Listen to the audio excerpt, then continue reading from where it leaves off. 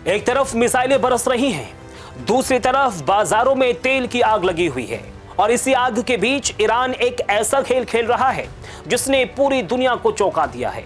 America और Israel के साथ जंग ने ईरान को सैन्य, आर्थिक और रणनीतिक मोर्चे पर भारी चोट पहुंचाई है, लेकिन इसी जंग ने तेहरान को एक ऐसा मौका भी दे दिया है जहां वो नुकसान नहीं बल्कि मुनाफा कमा रहा है।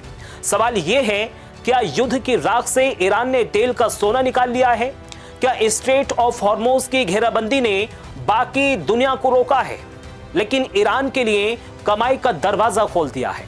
और क्या अमेरिका जो ईरान को घेरने निकला था वही अब मजबूरी में ईरानी तेल को बहने दे रहा है? आज की इस रिपोर्ट में मैं आपको बताऊंगा कि कैसे जंग के बीच ईरान का तेल कारोबार और भी ज्यादा मजबूत हुआ है और कैसे हॉर्मुज का संकट दुनिया के लिए खतरा बना लेकिन तेहरान के लिए मौका बना है, और कैसे इस पूरे खेल में चीन, अमेरिका, खाड़ी देश और ग्लोबल ऑयल मार्केट सबकी असलियत सामने आ गई है। नमस्कार, आप देख रहे हैं प्राइम न्यूज का डिजिटल प्लेटफॉर्म और मैं हूं आपके साथ अब्दुल समद इसरार। जंग हमेशा तबाही लाती है, शहर जलते हैं, अर्थव्यवस्थाएं टूटती हैं, सप्लाई चेन बिखरती है और इसी वक्त देशों की ताकत का असली इम्तिहान होता है। ईरान भी इससे अछूता नहीं रहा। अमेरिका और इजराइल के साथ टकराव ने ईरान को हर मोर्चे पर झटका दिया, लेकिन इस पूरे युद्ध के बीच एक ऐसा मोर्चा उभरा जहां ईरान की हालत कमजोर नहीं बल्कि पहले से ज्यादा मजबूत नजर आ रही है, और वो मोर्चा है तेल का कारोबार। ब्लूमबर्ग की एक नई रिपोर्ट के मुताबिक जंग शुरू होने के बाद से स्ट्रेट ऑफ हॉर्मुज के रास्ते सिर्फ ईरान ही ऐसा बड़ा तेल निर्यातक बनकर उभरा है जो अल्टीमेटली बेहतर तरीके से अपना तेल बाहर भेज पा रहा है। यानी जहां बाकी देशों की सप्लाई पर ब्रेक लग गया है तो वहीं ईरान की कमाई का मीटर और भी ज्यादा तेज हो गया है। अब इसे आंकड़ों से समझिए। तेहरान ने मार्च महीने में अब तक अपने मुख्य ईरान लाइट कच्चे तेल की बिक्री से रोजाना लगभग 139 मिलियन डॉलर कमाए। फरवरी में यही आंकड़ा करीब 115 मिलियन डॉलर था। यानी एक महीने के भीतर रोजाना कमाई में करीब 24 मिलियन डॉलर की बढ़ोतरी हुई। भारतीय मुद्रा में बात करें तो यह रकम लगभग 1300 करोड़ रुपए रोजाना के आसपास बैठती है। सोचिए, जिस देश पर युद्ध का दबाव है वही देश उसी युद्ध की वजह से अपने तेल से और भी ज्यादा कमाई कर रहा है। यहां सबसे बड़ा सवाल, आखिर ऐसा कैसे हो रहा है? इसका जवाब छिपा है दुनिया के सबसे संवेदनशील समुद्री रास्ते में से एक स्ट्रेट ऑफ हॉर्मुज में।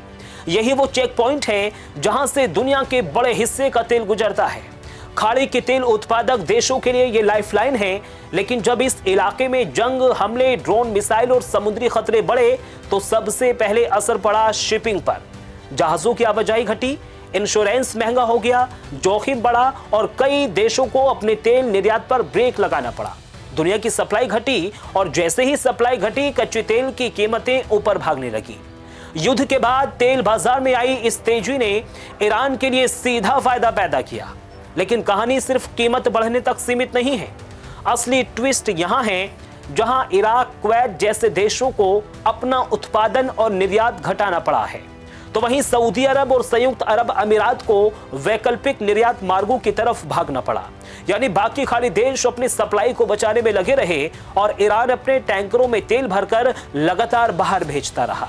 एक रिपोर्ट के मुताबिक ईरानी टैंकर खर्ग द्वीप टर्मिनल से तेल लोड कर रहे हैं और फिर स्ट्रेट ऑफ हॉर्मुज के रास्ते फारस की खाड़ी से बाहर निकल रहे हैं। यानी जिस समुद्री रास्ते पर पूरी दुनिया की नजर है वहां ईरान ने अपने लिए रास्ता बनाए रखा है, और यहीं से शुरू होता है इस पूरे खेल का दूसरा बड़ा पहलू। सामान्य हालत में ईरान को अपना तेल बेचने के लिए भारी छूट देनी पड़ती थी। वजह साफ थी, अमेरिकी प्रतिबंध, सीमित खरीदार और शिपिंग रिस्क। लेकिन जंग के बाद हालात बदल गए। जब ग्लोबल मार्केट में तेल की किल्लत बढ़ी तो ईरान के तेल की मांग अपने आप मजबूत हो गई। यानी अब ईरान को पहले जैसी बड़ी छूट देने की कोई भी जरूरत नहीं रही। यह एक तरह से डबल फायदा है। एक तो तेल महंगा बिक रहा है, ऊपर से डिस्काउंट भी कम देना पड़ रहा है। नतीजा, तेहरान की प्रति बैरल कमाई और भी ज्यादा मजबूत हुई है। अब बात चीन की। अगर ईरान के तेल कारोबार की रीढ़ किसी एक देश को कहा जाए तो वो है चीन। चीन लंबे समय से ईरानी तेल का सबसे बड़ा खरीदार रहा है। बीजिंग और तेहरान के रिश्ते सिर्फ व्यापार तक सीमित नहीं हैं, बल्कि एक रणनीतिक साझेदारी का हिस्सा है।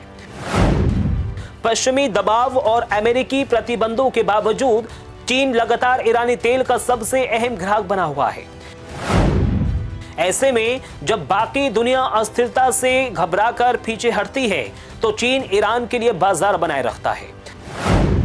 यही वजह है कि जंग के दौर में भी ईरान का तेल पूरी तरह ठप नहीं हुआ, बल्कि उसका एक बड़ा खरीदार पहले से मौजूद था। यही अमेरिका की भूमिका सबसे ज्यादा दिलचस्प और सबसे ज्यादा विरोधाभासी नजर आती है। एक तरफ वाशिंगटन सालों से ईरान पर प्रतिबंध लगाकर उसके तेल निर्यात को रोकना चाहता रहा, दूसरी तरफ जब जंग ने तेल बाजार में भूचाल ला दिया, तो वही अमेरिका कीमती काबू में रखने की मजबूरी में नरम पड़ता दिखा है। रिपोर्ट के मुताबिक वाशिंगटन ने कुछ समय के लिए ईरानी तेल निर्यात पर लगे प्रतिबंधों में राहत दी, ताकि बाजार में सप्लाई बनी रहे और तेल की कीमतें और ज्यादा विस्फोटक ना हो। एक रिपोर्ट के मुताबिक अमेरिका ने हाल ही में 30 दिन की अस्थायी छूट दी, ताकि समुद्र में मौजूद ईरानी तेल की बिक्री और डिलीवरी पूरी तरह हो सके। यही वजह है कि कोलंबिया यूनिवर्सिटी के centre on global energy policy से जुड़े senior research scholar Richard Nephew का बयान इस पूरे मामले में सबसे ज्यादा चर्चा में है। उनका कहना था कि ट्रंप प्रशासन असल में ईरान से तेल बेचने की भीख मांग रहा है।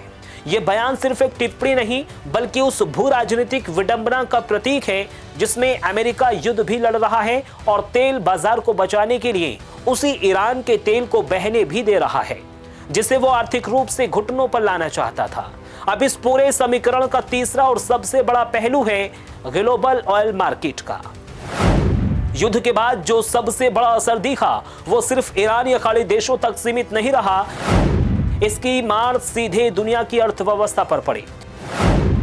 तेल की कीमत बढ़ने का मतलब सिर्फ पेट्रोल डीजल महंगा होना नहीं होता, इसका मतलब है ट्रांसपोर्ट महंगा, बिजली महंगी, खाद महंगी, खाद्य पदार्थ महंगे, शिपिंग महंगी, एयरलाइन महंगी होना, यानी पूरी दुनिया की महंगाई पर दबाव। रॉयटर्स और UNCTAD से जुड़ी रिपोर्टों में भी इस बात को लेकर चेतावनी दी गई कि हॉर्मुज में व्यवधान का असर एशिया पर सबसे ज्यादा पड़ सकता है, क्योंकि इस रास्ते से गुजरने वाला बड़ा हिस्सा एशियाई बाजारों के लिए होता है। और यही कारण है कि ईरान की कमाई सिर्फ ईरान की कहानी नहीं है, ये पूरी दुनिया के संकट की कहानी भी है। क्योंकि अगर दुनिया के लिए सप्लाई रुकती है, तो ईरान के लिए उसकी हर बैरल ज्यादा कीमत हो जाती है। अगर बाजार में डर बढ़ता है, तो ईरान की सौदेबाजी की ताकत बढ़ती है। अगर हॉर्मुज में जोखिम बढ़ता है, तो ईरान का भू राजनीतिक वजन और भी भारी हो जाता है। अब एक और महत्वपूर्ण बात, क्या ईरान एक निर्यात युद्ध से पहले के स्तर पर बना हुआ है? अनुमान यही बताते हैं कि अब इस महीने ईरान का निर्यात युद्ध से पहले के स्तर के लगभग बराबर, यानी करीब 1.6 मिलियन बैरल प्रतिदिन के आसपास बना हुआ है। इसका मतलब साफ है, जंग ने ईरान को तेल बेचने से रोका नहीं, बल्कि तेल बेचने की शर्तें उसके पक्ष में कर दी गई। युद्ध ने उसकी अर्थव्यवस्था को झटका जरूर दिया, लेकिन तेल सेक्टर ने उसी झटके को कमाई में बदल दिया। अब यहाँ एक और बड़ा सवाल उठता है, क्या ईरान इस स्थिति को लंबे समय तक भुना पाएगा?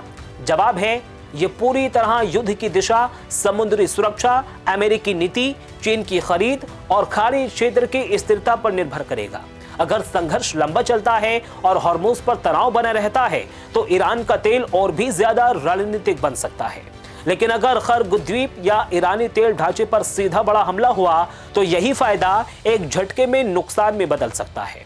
रॉयटर्स की हालिया रिपोर्ट में भी ये कहा गया कि अगर ईरान के प्रमुख निर्यात ढांचे को सीधा नुकसान पहुंचता है, तो तेल बाजार में झटका और बड़ा हो सकता है। तो कुल मिलाकर तस्वीर क्या बनती है?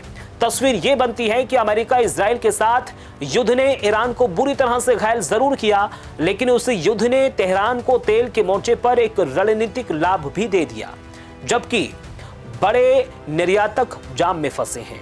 ईरान रास्ता निकालता रहा जब बाकी देशों की सप्लाई अटकी रही।